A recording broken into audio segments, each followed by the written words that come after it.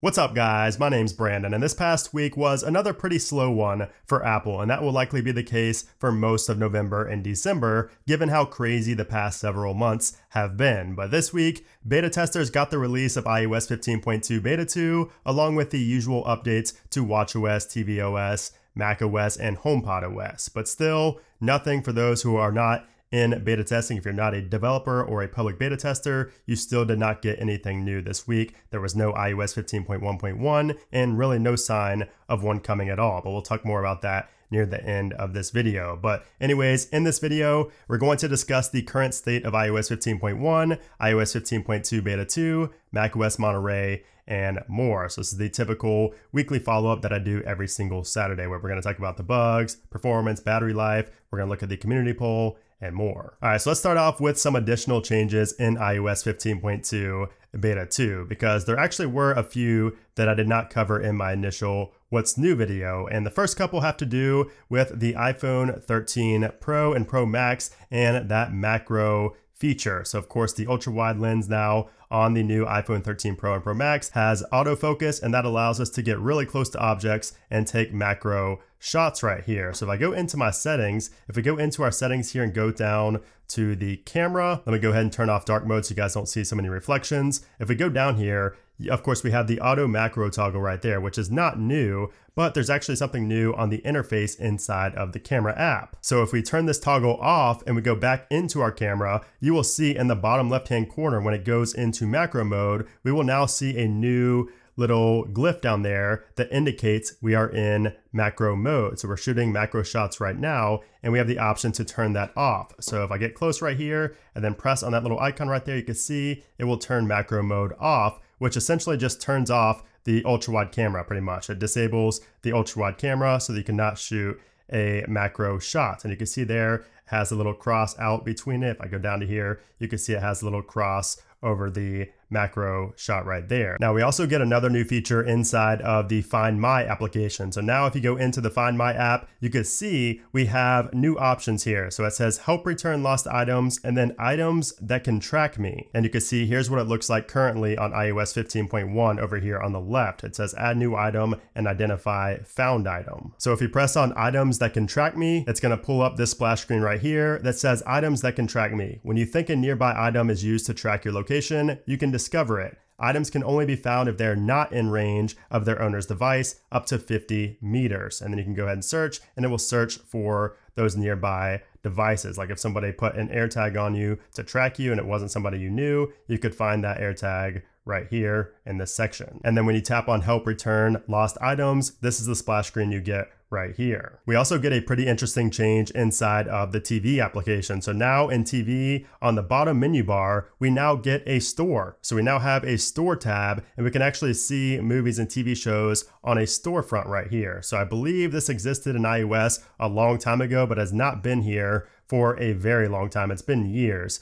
You usually would have to be able to search, or you'd have to search for the movie or TV show to see it. But now there's a storefront here on iOS, and on iPadOS, it's in the side section of that sidebar. So pretty cool little change there to TV. Also inside of the Photos application, we now have a new glyph icon for night mode shots. So when you swipe up on the photo, you will see right here, we have a new glyph icon for the night mode shots. That's what it looks like right there. Whereas before, it just didn't show anything. So quite a few changes here in iOS 15.2 Beta 2, of course, in addition to the major changes in the first beta, which I covered in previous videos. But we still do have a few bugs here, but it's really not too bad. I feel like we have more bugs in iOS 15.1, but some people are still seeing issues with the notification center. So a lot of people are seeing issues where the notifications will overlap. So some people are seeing that still. Some people are also seeing issues where when they clear a summary from the notification center, it just comes back the next time they go into their notification center. I'm not facing that. I faced that in beta 1, but beta 2 fixed it for me. So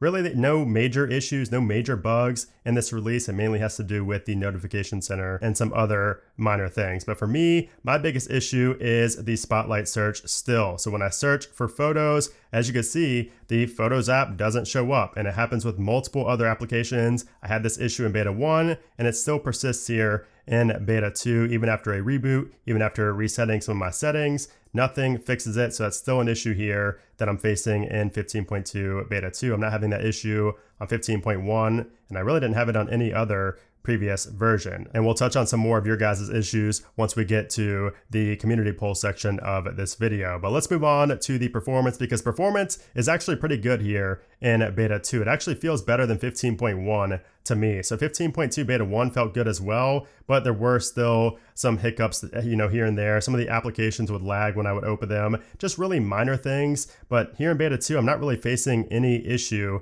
with performance. So really nothing to complain about there. Now, as far as battery life goes, here is one thing I will say. I did actually notice the music streaming battery effect. So one of the bugs in 15.2 beta 2 was that music streaming inside the music application could lead to battery drain, and I've actually noticed it. Now, it could be just because I was purposely looking out for it because Apple mentioned it in the release notes, but it does seem to drain faster than it did on 15.1. My main device is on 15.1, and when I switch over to use my 13 Pro Max here on 15.2 beta 2, which I do for a couple of hours every single day, I did notice that it drained battery faster. So that is one thing to keep in mind. If you use Apple Music and you stream music, it does not happen for downloaded music, but for stream music, you might notice a minor, battery drain, minor issues with battery draining. It's nothing significant, but it is noticeable. But aside from that, the battery life is fine. I still think battery life is better on 15.1 though. And as far as 15.1 goes, I feel like I really don't have anything else to say about this software version because I've talked about it so much here on the channel. I've really covered everything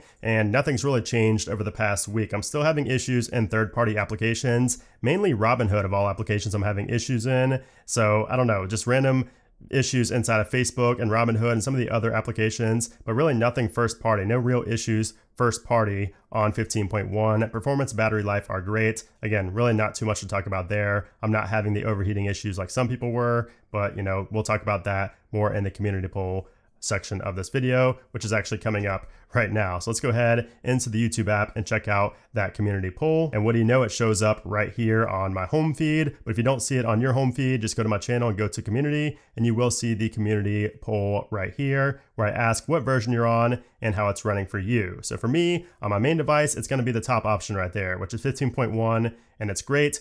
And you can see 65% of people felt the same. 18% said they're on 15.1 and it's not so great. 8% said 15.2 beta 2 and it's great. 3% said 15.2 beta 2 and it's not so great. And then 7% are still on iOS 14. All right, so let's go ahead and read through some of these comments. So Mohammed here says that he's having an issue on his 13 Pro where he cannot scroll through PDFs on Google. It puts the screen on like 20 Hertz and it's basically unusable unless I switch to low power mode or limit the frame rate. So if you guys have an iPhone 13, try that out. I'll try that after this video, but I have not faced that. It seems like a very specific issue, but I would not be surprised if that is an issue for everybody. So thanks for pointing that out there. Battery life is good, however, performance is not. I face bugs with widgets. When I 3D touch on a stack without pressing edit, the widgets in that stack show up randomly with one widget at the top and some at the bottom. Ethan here says that battery life is great, but performance is not so great, with iMessage having issues and the YouTube scrolling glitch seems to be fixed, but I only use iMessage as a form of communication and it consistently crashes on him. So I've not seen anybody have issues with iMessage crashing, but that's pretty interesting. I have seen some people have issues where the messages say they're not delivered, even though they are. I actually faced that myself, but I've not seen anybody with issues where the Messages app crashes. So you may want to clear out, if it has a lot of storage in your Messages app, you may want to go into storage and clear that out, clear out some of your, attachments from those messages. That might help a little bit. So someone's on 14.8.1 and they say that's a version that's had a full year to become almost flawless. No reason to update. I mean, I can't really argue with that. If you don't mind missing out on the iOS 15 features, sure, stay on 14.8.1. I really can't say anything bad about doing that. Same with Danny here. 14.8.1 is the best for me. Good battery, no freezing screens, and smooth performance. Again, can't complain. If you're not interested in the new features, stay on iOS 14. That's perfectly fine. So Nathan here has a few issues. He doesn't specify if it's on 15.1 or 15.2 beta 2, but I would assume it's on the beta given some of these issues, like with the iPad when he runs high demanding tasks, how it suddenly resprings several times and he has to force restart the device. And then also with Safari, when he pulls down to refresh, it starts rapidly refreshing. And once it loads the page, it will immediately refresh again. And it happens to all the other tabs until he quits the app. So I've not heard of that. That's very interesting. Could be an issue with memory, maybe if you have a ton of tabs open or something like that, but I've not heard of that. and then also some issues it looks like with shortcuts with 10 actions or more. Titan here is talking about his 13 Pro Max on 15.1. Every time I charge my phone with a 20-watt charger, it gets very hot, but the screen is really buggy. Yeah, that's what's going to happen. If your phone gets hot, the hotter it gets, the more, like somebody said right here, the heat from the charging throttles the CPU. That is correct. So, the hotter your device gets, your device is going to have to push that CPU, and it's not going to lead to good things. I mean, that's going to lead to lag. It's going to lead to your battery degrading. I would just honestly avoid using your phone when it charges in general. That's just a general practice that I abide by, and it works for me. When you're charging your phone, maybe not every time, but most of the time, I would try not using your phone while it's charging, especially when hooked up to a 20-watt charger. Actually, it doesn't even matter the wattage. Just don't use your phone while it's charging, at least most of the time. I'm on 15.0.2. It runs great, and battery life is awesome. I'm scared to update to 15.1 because of the overheating issues and bad battery life. So yeah, overheating, a lot of people did face that. I've not. And I've not heard anybody have it in 15.2 beta 2, so hopefully you can just skip from 15.0.2 to 15.2. watchOS 8 is very buggy for CJ here. I've not really heard too many people talk about watchOS, so if you guys have watchOS 8 on your device, on your watch, let me know how that's performing for you. I've not really seen too many people talk about that. 15.1 fixed all previous bugs for me, especially the notification bugs. So good to hear there, James. 15.1 seems to be solid for the majority of people. 15.1 has been great for the iPhone SE. However, I have noticed that the weather app, no raindrop animations on the UI is displayed on iPhone SE. So yeah, the iPhone SE is not going to get the animations in the weather app. That is only for, I believe, the iPhone XR and XS and above and newer. So you're not going to see those animations in the weather app on your SE, unfortunately. Raven here says that updating to 15.1 on my 12 Pro Max fixed a Bluetooth issue I was having. Very happy about that. So good to hear there. No major issues on beta 2, but CarPlay is still buggy for me, and sometimes it takes a few unplugs and plugs back in to work. So not too surprised there. The betas do seem to have issues with CarPlay dating back to, iOS 12 or iOS 13. That's when I was really using the betas a lot on CarPlay, but not too surprised there to see that. 15.1 app crashes are frequent. UI glitches here and there also quite frequent on the 12 Pro Max. That is not normal. You may be running low on storage or something like that to cause apps crashing. I've not seen anybody really have that on, especially a newer device like a 12 Pro Max.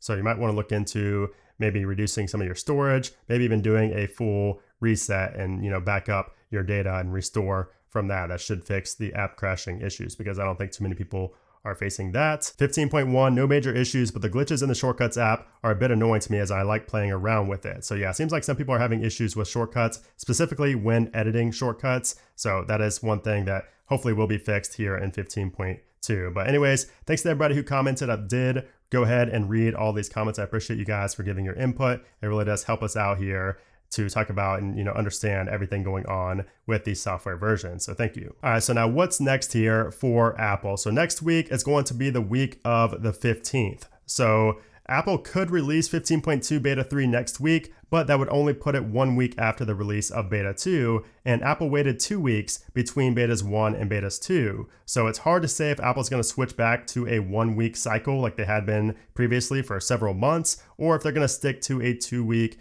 beta cycle. So it's really hard to say, almost impossible to predict. So it could come either 15.2 beta 3 could either come the week of the 15th or the week of the 22nd. Again, it's too hard to say at this point. And of course, the final release of iOS 15.2 depends on when that third beta gets released. That's really going to help me gauge and predict, an exact date for iOS 15.2. But at this point, it's almost impossible to predict when 15.2 is coming until we see that third beta and see what Apple's going to do with the schedule. And as far as iOS 15.1.1, for those that are not beta testing, the public release of iOS 15.1.1 could also possibly come next week. But again, this is a software version that is impossible to predict when it's going to come because Apple never said it's coming to begin with, and there's really nothing out there that leads me to believe it's coming at all. However, we did get updates to like tvOS and others where we got 15.1.1. So there is a very good possibility of seeing an iOS 15.1.1. We don't know what it's going to fix, whether it's just security bugs or what,